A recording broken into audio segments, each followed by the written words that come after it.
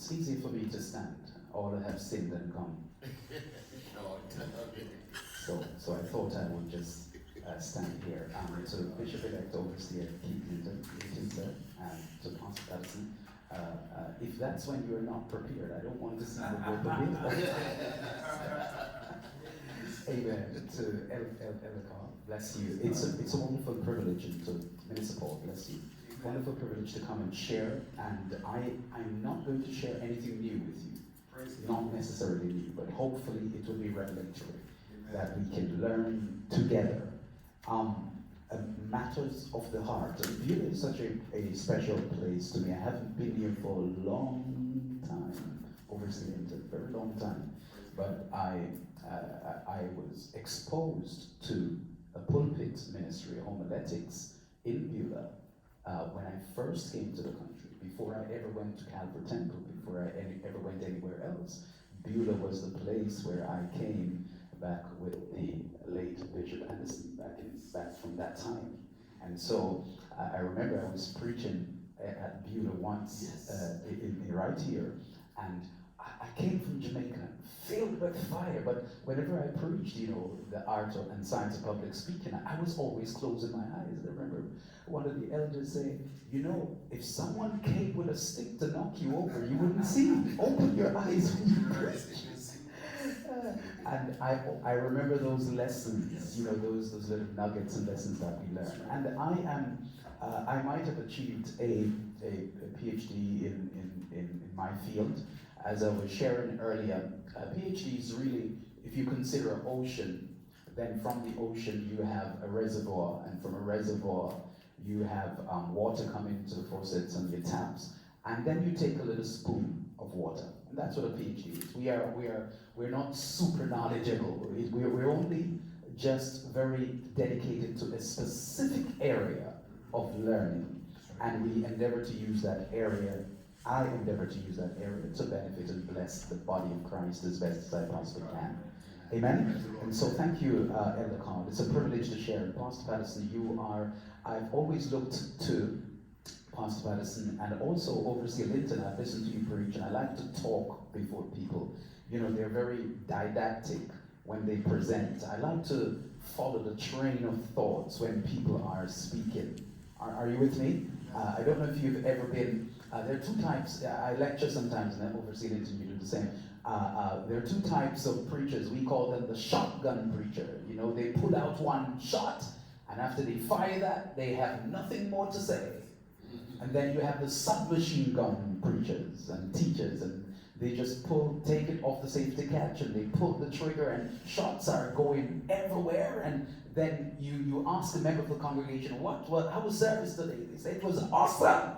What was the message about? I don't know. I just know it was awesome. See, those are the submachine gun preachers. Hopefully, it's nice to follow a train of thought when someone's presenting. And being anointed doesn't mean you're not systematic. And that's one of the things I admire you for, Overseer Linton, and also Pastor Patterson. If you notice the subject, whenever they take up subjects, the words are constantly reiterated throughout what they are saying as a means of aiding memory. Repetition aids memory. And so I honor that. I honor the ability to communicate, Elder Carl. Amen? Can we talk? I'm very interactive. I guess maybe that teaching, lecturing thing maybe on me, so I can't avoid it. It's a pleasure and a privilege to be here. I want to share with the theme. I think it was in Proverbs 4:23. And it says, keep thy heart with all diligence, for out of it are the issues of life. Out of it are the issues of life. And I want to talk about the biblical heart. What is it? The biblical heart. What is it? Interestingly, Apostle Patterson mentioned earlier that he's coming into understanding what Christianity is after 40 years. That's right. And I am learning a lot of new things. I've been 33 years of it, not far from you, but 33 years. A lot of things. And the good student, as men, the good student the good teacher is a progressively learning student, someone who continues to learn. The day we arrive at a place where we can no longer be taught is the day we have stopped learning. And so it's nice to engage this kind of a context. So what is the biblical heart? And why is the enemy so aggressive and relentless in darkening the heart? That's the subtopic. What is the biblical heart? One of the things I've noticed in learning and surveying the entire what I would call etymology. I hope we can learn together today. Etymology. What etymology is really the background to words and where they come from and what their meanings are and how those meanings evolve over a period of time. And what I look at is that I realize that heart is never used biologically in the text. I was so surprised of that, brothers here today. I almost got called brothers and sisters, but brothers here today. I was so surprised to find that the heart in the text is never used to represent a physical heart, even though in terms of symbolism and its metaphorical use is very prevalent. I was quite shocked because I was there looking to find something biologically. We learn from the biological perspective, the heart pumping blood and the life of the body is the heart in that context. And so on. So I want to talk about this metaphor we call the heart. Notice where our key text is from. It's from a poetic book. Yes. Genres of writings are important to understand what an author is trying to communicate. So we have the first 5 books of the Bible: Genesis, Exodus, Leviticus, Numbers, Deuteronomy. We call them Pentateuch if you're American, or Pentateuch if you're British. Yes, then we have 12 books of history. Yes, Joshua, Judges, Ruth, 1st and Samuel, 1st and Kings, 1st and Chronicles, Ezra, Nehemiah, Esther. 12 books documenting the history of the Israelite wanderings. See, but then we come to 5 very, very, if you were in the Caribbean, it's the Green Days by the River, or in America, To Kill a Mockingbird. Very English literature, Shakespearean type of a language. The linguistic behind it, the language is very poetic. And one of the things we learn with Proverbs is that it's situated right in the poetic books. And poetic writings are never meant to be doctrinal. They are not trying to give you 5 steps to redemption or 7 steps to propitiation or soteriology. It's not talking about salvation per se. What it is doing, it's communicating principles in a poetic form that which we know may become applicable to practical everyday living. Yes, so poetry, we're learning and gleaning principles for practical everyday living, something that we can actually take away and do when we are finished. Okay, now I might say a couple of things, because if it's not Wednesday evening Bible class, we're engaging together. I might say a couple of challenging things to get you to think. Always said to my students, if I get you to think, half of my work is done. Now, it is in the same poetical books that we find, he that finds a wife finds a good thing. But what we have done, we have made that doctrinal instead of poetic, isn't it? So men start looking women, or looking wives. But remember, Solomon might have been reflective in his poetry, not directive in his direction. See, so he may be reflecting on the fact that, 700 wives, 300 concubines. By the way, shall I be clear with you? Brothers, we're here today, we're going to talk straight to each other, right? Listen, it's hard to deal with one wife. There is no way, no man on planet Earth could have 700 wives for cohabiting purposes and 300 concubines. Listen, even if you have 5, you will die in a month. You can't manage. So the idea of wives and concubines, I'm talking about the context of the poetry. What you have to understand is ancient Near Eastern culture, A&E cultures, what they would do, they would marry by contractual marriages for economic purposes. So Solomon is not marrying for cohabiting purposes. He's entering contract because the guy is wise. Can we talk? He's a wise guy. He realized if you come from an affluent family, if your family is rich, and I marry you, and you are the first daughter of that family, I mean, inheritance is going to increase. And so the guy is smart, he's very wise, so he married into the family. So the idea of wives and concubines is never and look at Solomon. He died young. If you check out the time frame, very young. And one might say, maybe that's one of the reasons he died young. But the idea is, when you read these poetic writings, the genre of writings, you have to interpret them in the mindset of the author. The author is a poet in this context. He's presented poetically, not doctrinally, poetically. So we are learning principles from them. Now, the second challenge that I made you, I gave you, he that finds the wife finds a good thing, is I recently did a video, a Facebook presentation, Pastoral, good to see you, on Proverbs 31, and I said in the video, you might be surprised, ladies, that this Proverbs 31 is actually not talking specifically about the virtuous woman. I mean, I got shots coming from everywhere. I mean, I have people say, "You're sure about that? We have used this text for 30 years." I said, if you look at the text in Proverbs 31, it was not even addressed to a woman. It was actually addressed to a man from his mother. And so it should really be used not just in women's conferences, but in men's conferences to address men about an eternal woman. And I said to the ladies, that's why you put yourselves under pressure trying to be the Proverbs 31 woman, because she doesn't exist in the natural. It is an impossibility. You cannot. And so when you go back to the poetic writings, you realize that Solomon, and the proverbial writer, he's emphasizing what we call lady wisdom.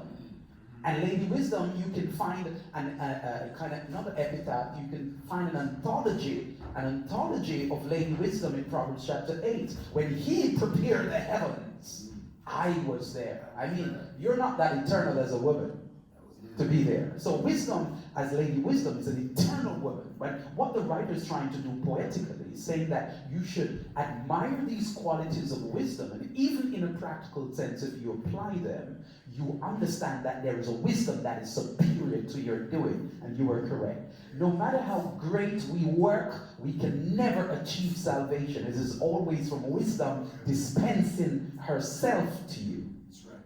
See what I mean? So when if I walked in here, if I came in here today, and I know it's a straight talking meeting. If I came in here today and I started singing, let me step out of the pulpit because I don't want you to shoot me when I sing this, right? And if I started to sing something like "Old Pirate, yes, there, Rabbi," what genre is that? You all don't know that song? Who says reggae? No, I need to pray for you, because anybody knows that reggae, we ain't saved, right? Okay, the idea is that is a genre of music. You see, so you identify what the person is communicating by the genre that they communicate with. And so poetry, the idea of the heart, it's a metaphorical use for the seat of who the individual is. It is the central, indescribable part of the being. Notice how I put it. Indescribable. Because we have the sense as theologians, as scholars, as students, as learning the word, we have the sense that, okay, I know, you mentioned the tripartite three, you know that the soul consists of the volition, the intellect, the will. We can identify what that is. We can identify the body, the physical frame, and so on and so forth. But this thing that Paul, notice carefully, that Paul identified, not Jesus, Paul identifies, seems to be very unique. And so we split these two views, flow with me carefully. We split these two views between what we call a dichotomous approach to man, meaning two parts, and a trichotomous approach to man, meaning three parts. And so Jesus said, fear not him that can kill the body, but him that can kill both body and soul, but says nothing about the spirit. Now here we have Paul in 1 Thessalonians 5 and about 18, 19 downwards. He said, well, that your whole body be preserved blameless unto the coming of the, what he said, I pray that your spirit, your soul, and body be preserved blameless. So Pauline theology introduces a kind of, the spirit as integral to the makeup, the trichotomous, the three-part makeup of the human person. Jesus said, fear not him that can kill the body, but both body and soul. So what is Paul doing between himself and Jesus? You see, Pastor Patterson says it's right, because there are times when the soul is used, not always, but it's used interchangeably with the spirit. Sometimes. So when it's okay, the self. See, it's interesting. I'm taking my time. You didn't say take my time. Psychologist Sigmund Freud. Most of you have done psychology. You've been familiar with Sigmund Freud. Then you have William James, Carl Jung. These are psychologists. And one of the things they will tell you is that your mind, if you lose your mind, you actually lose yourself. But there is something deeper than that. Shall we go to a text quickly? I want everybody to work with me on maybe my teaching mode. So go to Psalm 42. I want to show you us something about this thing we call the heart. This metaphorical thing we call the seat of who we are, the indescribable part of who we are. Even though we have given it descriptors and descriptions, there seems to be something more about this thing we call the spirit. I'm paraphrasing, so work with me. As the hart, or as the deer pants for the waters, so pants my soul after thee, O God. Deep calleth unto deep at the noise of thy waterspouts, etc., etc. Yes? Then there is a verse. Twice it's used. Let me get there. It says, why art thou cast down? Are you there? Yes. So let's address the psychological matter for men and depression. Why art thou cast down, O my soul? Verse 5. And why thou disquieted within me? Hope thou in God, for I shall yet praise him. Who for him for the HELP? Did you see that? The help of my countenance. No, go to verse 11 in King James language. 1611 version translates. And here, why thou cast down, O my soul? Why thou disquieted within me? Hope thou in God, for I shall yet praise him. Who is the what? HEALTH. Yes. Help and health. Now let me ask you, who's asking the question? Because if the soul is the object of the conversation, the soul can't be asking. And now listen, we're not doing Wednesday evening Bible class. We're engaging. If the soul is the one being asked the question of, then the soul is not doing the asking. Who's asking the question? When you do biblical interpretation, you have to go behind the text, sometimes before the text. You have to exegete, draw out from under the text. Who's asking the question? Why art thou cast down, O my soul? There is a place that David, if David is the Saul to hear, might not be sons of Korah, but there's a place that David went in 1 Samuel 30, when his precious gift of Ziklag was burned and his 2 wives were taken, and the people spake of stoning him. For the souls of the people were much distressed. And the Bible says David was very, I put it in everyday language, very depressed. We don't like that word because we are Holy Ghost filled people who don't get depressed. Very depressed. Have you ever been there, brothers? I want to talk to real men today. Those who are watching, have you been there? Where you really wondered, okay, why am I so cast down?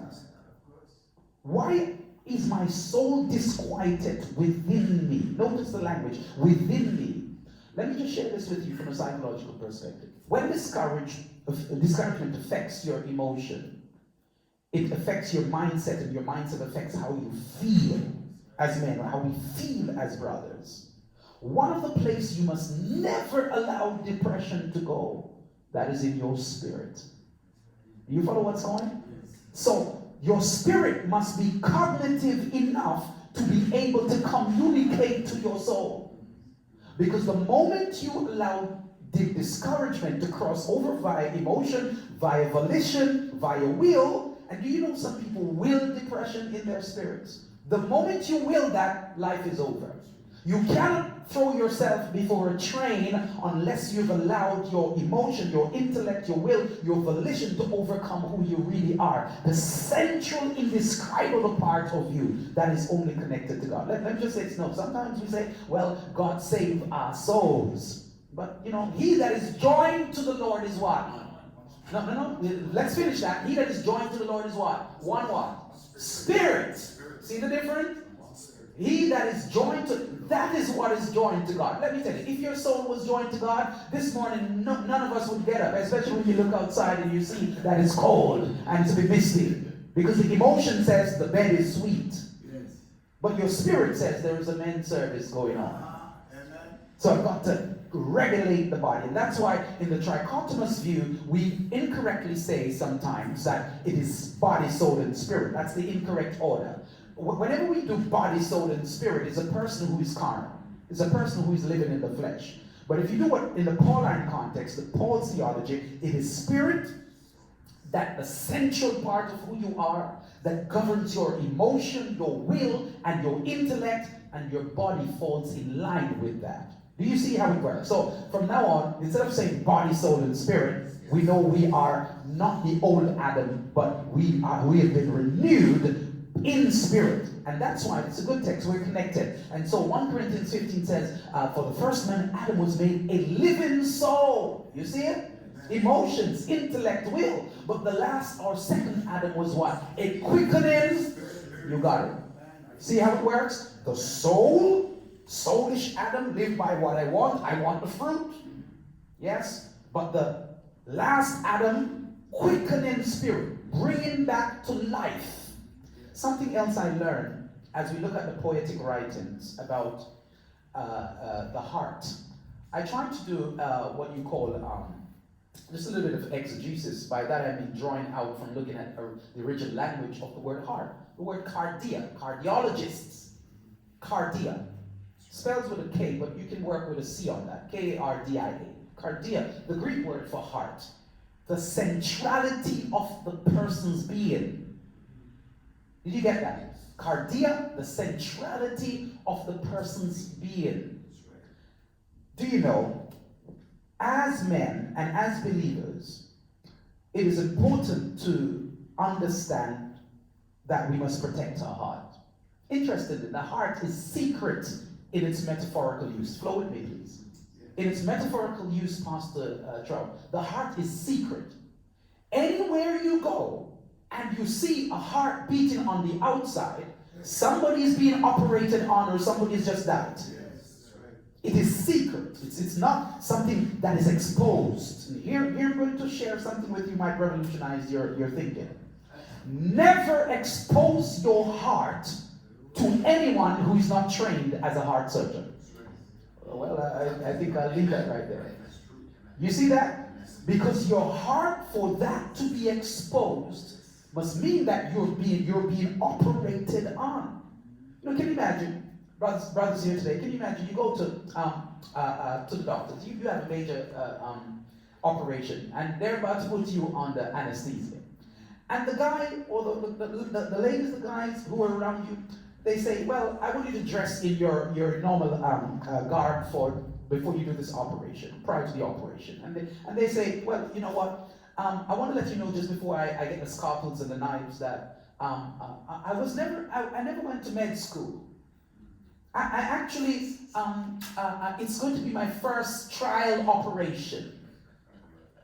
And in fact, I'm going to make it worse for us. I'm actually spirit-filled and the Lord will direct the scalpels where to go. It doesn't matter how spiritual you are and the person may be, you are going to get well immediately and get off that table. Because you want to make sure that people who are operating on you are skilled enough to do it. So nowadays, what they've done is that they've gotten some robots that can actually identify where problems are. So if you reach to a stage where you might have a bit of Alzheimer's or you might shake a little bit and you're still a doctor, they don't want you to shake when you're cutting the areas around the heart. They make sure they get something that is meticulous and specific to cut that place without cutting an artery. Because the heart, even though it is unseen, is integral to your entire being. Now, let's move this a little bit before I sit down, right? Let's move it a little bit. I love photographs, right? We all love photographs. We back in the days, we never had these gadgets like we have now. We wish we had. Obviously, I guess if you go back, and some of us, we look back on some of those old black and white photographs with our hairs going up like that, the trousers and the leg is like that, we wish we had taken some more photographs. Well, we didn't have access to them. But have you noticed nowadays, look at that beautiful girl, look at that handsome guy. Have you met anybody who said, what a wonderful pancreas. Look at the kidney. Oh, that looks great. I mean, look at the heart. That's amazing. Nobody says that because they can't see it. But if you get rid of the pancreas, if you get rid of the kidney, if you get rid of that central thing called the heart, 2 weeks or 6 weeks down the road, there we are in the casket. See, so the heart is central. Turn to the person next to you and say, your heart is central. No, that time you kind of say nice, don't give us the waking up out of the bed kind of a response. Tell them, your heart is central. Your heart is central. And so when we look at the human biology, what we call anthropologists studies human existence or human existences. And when you look at human beings, how people think is very important to the formation of culture. And I'm going to show you something. And I want you, if you have a phone, yes, you have not backslidden. I want you to just put your phone on, just like I have mine here. If you, let me just move down here to be more close to you. If you have your phone, just go to the first screen of your phone. I'm going to show you something about the heart in a minute. If you have a phone or iPad or something like that. And one of the things I want to show you, think about the soul and the body as the frame, the outer frame of this phone.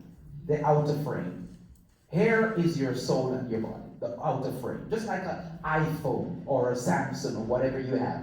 But inside the phone, we have some apps. And those apps, if they are not there, all you are left with is a frame and a phone that can do absolutely nothing. The software that is on the inside, that is at the background of those apps, are very important. So when you touch the app, it makes you do particular things on the phone. But when you go to the shop, you never normally go past the truck to buy an app, do you? You download apps. You ask for a what? Sell me a phone, please. So you have the framework. Here, Pastor Patterson, we have the framework, our bodies and our souls. Your spirit is like the app. Did you get that? Are you following what's going on? So you have the framework here, and you will remember the phone from today. So your spirit is like the apps. Those things that you have on the inside. When you touch particular things, if you want to get to your bank account, you press the app that takes you to HSBC or NatWest or wherever you are, or whatever bank you're with. So the idea of the spirit is connected. Pastor Patterson, you did well. We could have sat down after that. The spirit is the centrality again of who you are. It is the app that makes the actions possible. The things in you. You know, when I was at the UPC Bible School, that many years ago, back at Madison, I remember E.J. Turley when he was alive. He made a statement and I never forget it. And this is what he said. Your spirit will always say what your words don't. Did you get that? Say that to your neighbor. Your spirit will always say what your words don't. Turn to somebody else. Tell them your spirit will always say what your words don't. Elder Carl, let me just show you what I mean. That's why we have to minister to men. We have to minister to men. As men, we have to minister to men. There's a way God created and wired us to do that. I might walk up to Carl, say, and I can call, I tend to be in that university center, to call the first name, but I can say, Carl, how you doing? How's things going? And Carl said, I'm great, I'm fine, I'm doing good. But if I am persistent enough, Pastor Patterson said, Carl, really, how are you doing? What you will find generally happening is Carl might say, Marvin, I'm okay, but there's some issues going on. And if I pursue a little bit more, he would say, okay, let's go out for lunch and let's just have a chat and begin to share maybe some issues of the heart. Yes. You follow what's going on? So don't be deceived by the frame of the phone. Oh, what a nice phone. Oh, this is a new phone. Try to get into the app. And the only way we get into, the only way we get into the app, Pastor Patterson again was right. See, the word of God is quick. It's powerful, sharper than any two-edged sword. Deals with soul and spirit. You see that? Soul and spirit. Try as a Christian to live beyond as men your souls. You know, it's amazing how many people just go, and those of you who have are pastors, and those of us, you know, are pastors, it's amazing how people operate just in a soulish realm. I feel like coming to church today. I don't feel like giving today. You see, that is what the emotional realm looks like. That is what the soul operates like. So David, or the sons of Korah, could say, as the heart pants of the water, so pants my soul after thee, O God. And then it says, why art thou cast down, O my soul? The ability to talk to yourself. No, you are not mentally challenged. It's an introspective. Everyone say introspective. It's an introspective reflection. It's talking from the inside to make the outside reflect what you're thinking inside. So sometimes, and you know, I can say sometimes you have, and give me a cue when to stop. You know, when you get into these things, you flow. Sometimes we allow even satanic powers, demonic powers, to predict our reaction. So there's a plant. In Jamaica, we call it, the actual name is Mimosa pudica, but the plant is called Shame O Lady. And it is a predictable plant. The moment you touch it, it is going to fold up closed. So Mimosa pudica, you've got to be careful that you are not predictable, because you're living in the realm of your soul, of your emotion, of your will, and the body reacts to that. And now let me share something in my own humble experiences that I've learned, right? It doesn't make sense me seeing, you can stay where you are, but it doesn't make any sense me seeing Elder Carl, and he looks all fine today. You all look great today. But if Elder Carl doesn't look happy, there's no point, Pastor Charles and brothers here today, we start dancing in the spirit and moving around Elder Carl. You know, oh, the Lord showed me Elder Carl. And Elder Carl said, so what the Lord showed you? That, and you said, well, the Lord showed me you're discouraged. No, you're lying. Lord didn't show you anything. His face did. Because a merry heart, a merry soul makes an effect on the emotion, on the intellect, and on the will, and that is expressed through the body. So if you're happy, we'll all see it. You see what I mean? So we've got to live in that thing that is connected to God. Sometimes we connect the soul to God, Pastor Patterson. But the spirit is joined to God. Joined. So when you move in the spirit in the church, your spirit, overseer, we are joined to God. Whether my body feels it or not. You go to a senior gentleman that has been maybe 70, 80. And they'll tell you, or a lady, and they'll tell you, I feel just as if I was 16 when I see all of you dancing in the spirit. But the arthritis won't allow me to move like you. So you know what? The body is restricting the freedom, the youngness of the spirit. And your spirit, you know what I'm saying? Use the term youngness of the spirit, because your spirit is not aging. Your spirit is not 45 because your body is 45. That's right. Do you follow what's going on? So if we begin to operate in the realm with which we are connected to God, there are things we feel in the natural that can be controlled by our spirits. Even the people that are unsaved know this. They're not even going to church. They now have what you call, health and wellness sessions. You know what they're doing? So you go to health, and they say, let's meditate on nothing. Now tell me exactly how you do that. Now, how do you meditate on nothing? The fact that you're thinking about nothing, you've already occupied your mind with something. Now I hope you can work with that philosophical statement. So you can't really think about nothing unless you're God. See, God has, and later on we'll talk about it, but God has the ability to think about what nothingness is. You don't. Because to think about nothing is to engage the act of thought. Are you with me? And to engage the act of thought is to occupy that space in your soul that is called volition and will. But you've got to go beyond just thinking. How many times you'll be honest, you and I? We think that, man, I don't know how I am going to get out of this one. Lord, you know I am just caught. There is no way I'm going to, because the faculty saying there is, I have done all that is possible and probable to do in this context. I have exhausted all the means. There's no way I'm going to get out of not losing my home. And then God works out something beyond your thinking, beyond what you think was improbable and impossible. And he says, you know what?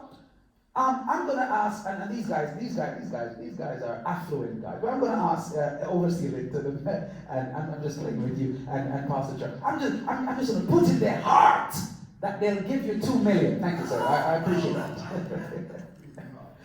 I'm just putting their names. You see, and notice where God is putting it, Pastor Madison. In their hearts.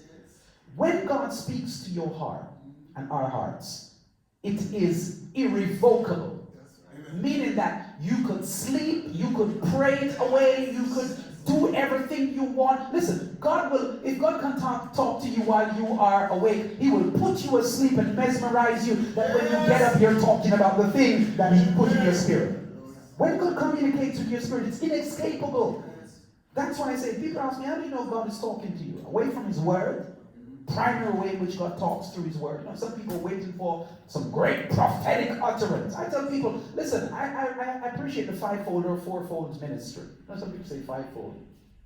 Sometimes I say fourfold. I'll come back to that in a minute. And I say, even if there is never another prophet, the fact that God impresses on your spirit every day what to do, we ought to tap into that. Do you know, God is speaking to you right now. He spoke to us before we came.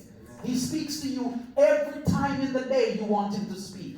God is a speaking God 8 or more consecutive times in Genesis, and God said. He's never stopped speaking, except the incorrect designation that the theologians give to the period between the Old and New Testament called the silent years. It's incorrect. There's no such thing as the silent years. It's called the intertestamental period or the Second Temple period. I used to preach it, don't worry. I used to do that. God has never stopped talking, and the silent years simply means what we call silent years. There were no public prophets. Doesn't mean that God stopped talking. He's just not using a public prophet. God is a speaking God, and he wants to speak to our spirits every time we will let him. You know, if we just stop this service, Pastor Truck, right now, the DJ, we'll just stop this service and we say, let's just raise our hands and just allow the Lord to talk to you. He will begin to impress upon your spirit without a prophet. Now, the prophetic ministry is important, don't get me wrong, but, you know, he will impress on your spirit. And sometimes, oh, my mind is telling me. See, because you live so much in the soul, we constantly say, my mind is telling me. When the spirit is impressing you and driving you and telling you, don't enter that contract. So, oh my God, no, the guy has money. If we just broke this contract, we would make more in profit. And God says, don't enter that contract. And he's impressed, and you still feel the uncomfortable feeling throughout the last 5 weeks, and you still go ahead and do it. To find out 5 months down the line, the contract was a dubious one, and you end up paying 5 times what you should had you not entered into it. So God speaking is not just from the perspective of preaching, and not just from the perspective of prophets, and those are important, but listen to that inward voice that speaks in your spirit and motivates you to move. All right, I mentioned, and I'm going to stop, I mentioned about fivefold and fourfold ministry. I grew up, like yourself, about learning about the fivefold ministry until I began to research it seriously. Apostles, prophets, evangelists, pastors, and teachers. The way you know a pastor is by his or her, some churches her, ability to teach. If you want to select a pastor in your church and they have no penchant to teach, don't choose them. Because a pastor must have the ability to teach. In fact, the Bible says you must be apt to teach. But not all teachers are pastors. You can have a great teacher and you put them over your church, in 2 months you have no church. Because shepherding, by the way, let me just shock you. You can pray for me later on. Give me the olive oil. But the word pastor is not even in the New Testament at all. It's in your English versions and mine. The word, I think the word is poimen. It is mentioned once in Ephesians 4:11. And I sometimes get angry with the translators, Pastor Trout, for using the word, Pastor Sanguinetti, for using the term pastor. Because the word there is actually shepherd. And what we have done, we have made a hierarchy. And please, I did say I'll make it a little uncomfortable. It's all right. We made a hierarchy over these things, with apostle, elder. And those are important. They're important for the liturgy of the church, for the order of the church. But a pastor is a shepherd that is apt to teach sheep. And may I say lambs. Sheep and lambs. Apt to teach. One of the identifying factors or characteristics of a pastor, we're talking about the spirit, is that the spirit of that pastor or pastors must be so connected to the sheep that he loves them sacrificially. Now, let me start hands of all the pastors here. Pastors, all the pastors. Right again, don't be afraid. So we have 1, 2, 3, 4, 5, 6 of us. Yes? You will testify that there are people who will rub you up, men, the wrong way today, and you still got to love them tomorrow. Let me be honest with you. There are sometimes you don't want to pray for them. I know what you want to pray. Let's talk the truth. In your flesh. See? When, can you imagine, you baptize this person, you bless their babies, you do all and then they turn around and say, you never did anything for me. Now at that moment, you don't want to pray, Lord bless them and just send them off in Jesus' name. You have another type of prayer you want to pray. Maybe one of David's imprecatory prayer. Brock their teeth. Not breaking her, Jamaican, Brock. See, but you can't, because in the flesh, an imprecatory prayer expressed one's own emotion, what you will and what you feel. But in the spirit, you realize as a shepherd, you got to guide, you got to take care of sheep. So that's one of the responsibilities. Teach, shepherding, and the people we lead, we must love. Love is not just, and this is where it is, love is not just, it's not just an expression of the emotion. If it was just an expression of the emotion, how could you love your enemies? Now, emotionally, that is a difficult thing on those levels to do as men. Love your enemies? You know what enemies do.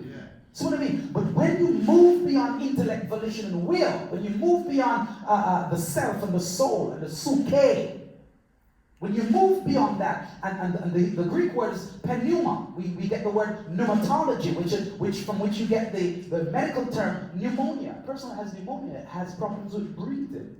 Air. Theopneustos is the Hebrew word for God breathe, or the Greek word for God breathe into the man. The breath of life, and man became. Turn to the brother beside you and tell them, what you are. No, go ahead, brother. Say, what you are now becoming. Notice how I say that? What you are now becoming. Because you breathe into man the breath of life, and man what? Became. And as many as received it, there with you in John, to them gave he power to become sons of God. How can you become what you already are? Turn to the brother beside you once again, and I sit down and tell him, once a son, always a son. You can't unson yourself. Even the backslider remain a son. You see, sometimes we have these categories we create, but they're not biblical. Even the backslider remain a son. He's just a disobedient son. You can't unborn yourself. Ask Nicodemus. Even though I felt that John 3, Nicodemus was doing something greater than what we think. It's not just about baptism of the water and of the Spirit. Nicodemus was saying, you know what? That which is born of flesh is flesh. The law, not 10 commandments, not the Decalogue, the 613 mitzvah. That which is born of flesh is flesh. But watch the next correlation to our teaching of the heart today. That which is born of spirit is spirit. In other words, we're not just talking about baptism in Jesus' name and being filled with the Spirit. That's good. That pneumatology is good. But the type of spirit that I'm talking about is ushering to a new kingdom of those who live in the Spirit. Not just those who are regulated by law. You know, I got to stop because I am getting carried away. You know, you can train a pig how to act like a human. Dress the pig up in a Gucci and or Armani suit. Let them use dupe or excess or whatever cologne or Fahrenheit, for those of you who are the older generation love Fahrenheit. Spray up the pig, put a bow tie on the pig, do all this thing with the pig, but the pig has a penchant characteristic of a style. And as soon as they see the character, the nature of pigs is to go into the mud.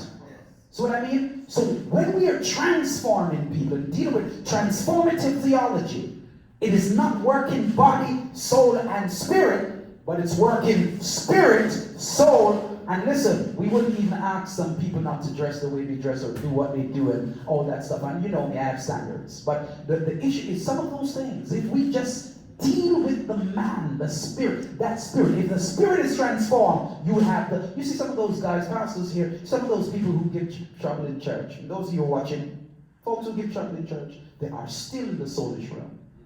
That you can be in the church for 40, 50, 25, 30 years, and you have not moved from an intellect, emotion, and will. So our prayers in humility is not one of judgment today for anybody. Just saying, Lord, it's meant today. Here we come. Yes. We surrender to you. And we ask you to help us to move those times that we have operated in the flesh, forgive us. Those times that we were just soulish and emotional, and forgive us. And move us now to a realm of the spirit, where we live outside of our spirit. That which is born of flesh is flesh. That which is born of spirit is spirit. Matters of the heart. God bless you.